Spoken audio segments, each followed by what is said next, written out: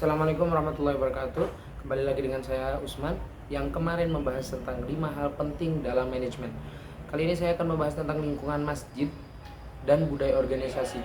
Di mana lingkungan masjid itu artinya adalah semua hal yang berinteraksi ataupun berurusan dengan masjid, maka itu dikatakan lingkungan masjid. Lingkungan masjid sendiri terbagi menjadi dua, menjadi lingkungan lingkungan internal dan juga lingkungan eksternal.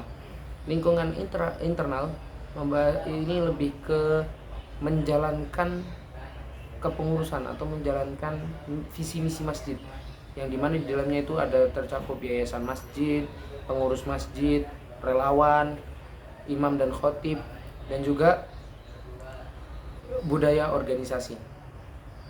Jadi di dalamnya itu orang-orang yang memikirkan tentang kerangka, tentang rencana, menjalankannya, semuanya berada di lingkungan internal masjid. Adapun kalau lingkungan eksternal masjid itu terbagi menjadi dua, yaitu lingkungan tugas dan juga lingkungan umum. Kalau yang lingkungan tugas itu kita lebih sering berinteraksinya, yaitu yang pertama ada organisasi ke masjid yang sejenis, kedua ada donatur, ketiga ada masyarakat sekitar.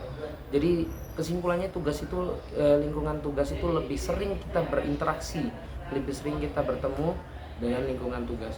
Lalu ada juga lingkungan umum. Lingkungan umum ini juga ada dari sosial, ekonomi, juga ada dari hukum politik, terus ada teknologi, dan juga yang terakhir ada lingkungan alam. Jadi lingkungan umum ini lebih ke cara kita mengadaptasikan masjid ini ke dunia yang sekarang ini, di mana arus global sudah sangat pesat sekali. Lalu ada juga analisis lingkungan. Jadi bukan hanya kita ada lingkungan internal, eksternal, juga kita harus menganalisis. Kita harus menganalisis, memahami perubahan. Lalu kita juga harus mengidentifikasi peluang. Kita merumuskan rencana strategis, kita meningkatkan kita meningkatkan responsivitas, dan juga yang terakhir kita juga harus konsisten. Jadi kita harus memahami perubahan yang ada, lalu kita mencari peluangnya, kita rumuskan strateginya, lalu kita meningkatkan responsivitas sehingga kita dapat tetap ikut berkembang dengan pesatnya dunia ini. Tapi juga kita harus continuous atau bisa dikatakan konsisten dengan kegiatan analisis ini. Juga yang selanjutnya ada budaya. Budaya terbagi menjadi budaya itu penting, sangat penting, dan seperti yang saya katakan tadi, budaya itu adalah semua kegiatan atau interaksi para pengurus, para jamaah, dan juga lingkungan masjid, cara berinteraksi mereka, maka itu menjadi budaya tersendiri. Lalu ada 4 hal yang saya sarankan kepada para pengurus masjid untuk mengadakan ini, yaitu adanya simbol. Jadi dibuatkan simbol yang menandakan bahwa ini masjid A, atau supaya orang-orang jamaah itu selalu mengingat dengan simbol budaya masjid A ini. Juga ada pahlawan. Pahlawan ini bisa dikatakan yaitu ulama seperti ulama yang menceritakan perjuangan awal pendirinya masjid ini, saat merintis dan lain sebagainya lah.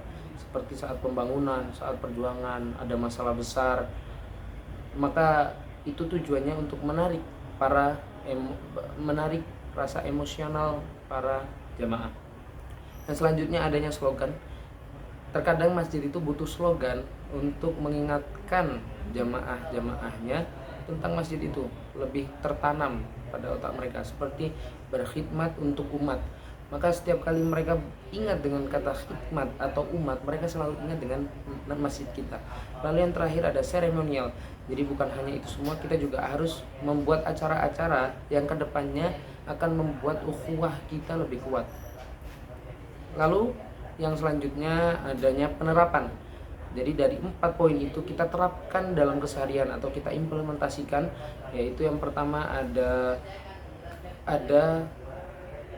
ukhuwah, yaitu persaudaraan. Jadi kita harus memperkuat persaudaraan. Lalu yang kedua, kita ada khidmatul ummah, yaitu kita berkhidmat kepada ummah, kita melayani umat. Lalu yang ketiga ada tasamuh atau toleransi.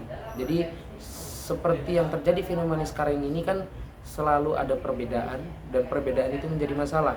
Tetapi karena kita harus tasamuh, jadi kita karena perbedaan kita menjadi damai dengan cara kita menghargai atau toleransi kepada teman-teman yang berbeda pendapat.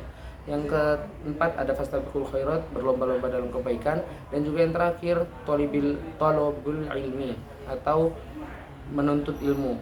Jadi masjid bukan hanya menjadi tempat untuk ibadah, tapi juga untuk tempat menuntut ilmu.